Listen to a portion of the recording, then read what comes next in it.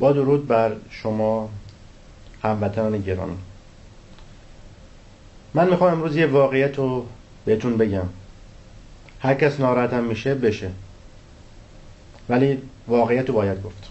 من میخوام به شما اثبات کنم که ما ملتی فریب خورده، شستشوی مغزی شده و نادون هستیم.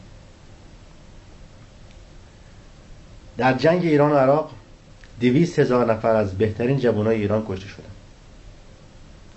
ما این 200,000 نفر رو رها کردیم و برای 72 نفر که 1400 سال پیش در یک جنگ خانوادگی بین پسر و موها کشته شدن گریه میکنیم. اگر ما خرد داشتیم، یک جو خرد داشتیم و میفهمیدیم، این کار نمیکردیم. ما سوال میکردیم که چرا 200,000 نفر جوان ایران رو کشتن دادیم. ما از خمینی، حزب اللهیا و این ریشیات همه سوال میکردیم که چرا چنین جنایتی کردید؟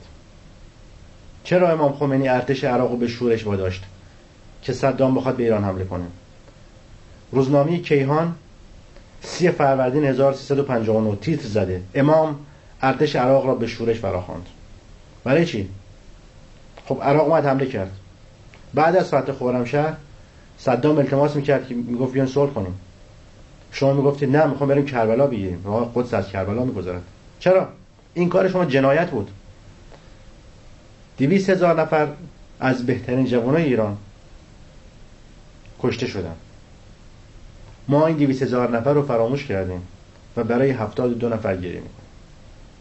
تا زمانی که جوانامون برامون ارزش ندارن، خون جوانامون برامون بی ارزشه و 72 نفر ارزشش برای ما بیشتر از 200,000 نفر جوان ایرانیه، ما بدبختیم.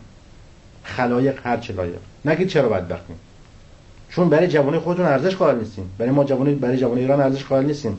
200,000 نفر جوان کشته شده، فراموش کردیم. برای 72 نفر عرب گریه میکنیم که تو جنگ قبیله‌ای، تو جنگ قوم و خویش با هم کشته شدن. یزید پسر معاویه بوده، معاویه پسر ابو سفیان، ابو سفیان عموی حضرت محمد بوده. اینا عموزاده بودن.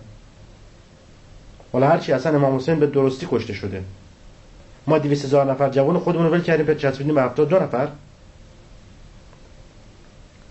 باید دست از بیخردی برداریم. تا زمانی که دست از بیخردی برداشتیم مملکت درست نمیشه. تا زمانی که دست از بیخردی برداشتیم امثال احمدی نژاد رئیس جمهور ما میشن و امثال خامنه‌ای هم میشن رهبر که برای 70 میلیون بخوان بشن ولی فقیه، ولی تصمیم بگیرن. به خودمون بیان و دست از بیخردی و ناآگاهی برداریم. امسال محرم امسال به جای عزاداری برای امام حسین باید عکس شهدای خودمون رو دست بگیریم بریم تو خیابون. زیر عکس‌ها بنویسیم به کدامین گناه کشته شدید و سوال کنیم چرا 200,000 نفر جوان ما رو به کشتن دادید؟ ما ایرانی‌ها پول میدیم به مداح و تعزیه خون و روضه خون که برای امام حسین ما رو گریه بندازن و ما هم فراموش کنیم که 200,000 از بهترین جوانای خودمون چند سال پیش کشته شدن. این یعنی نادانی محض. دست از نادانی برداریم. پاینده ایران بدرود.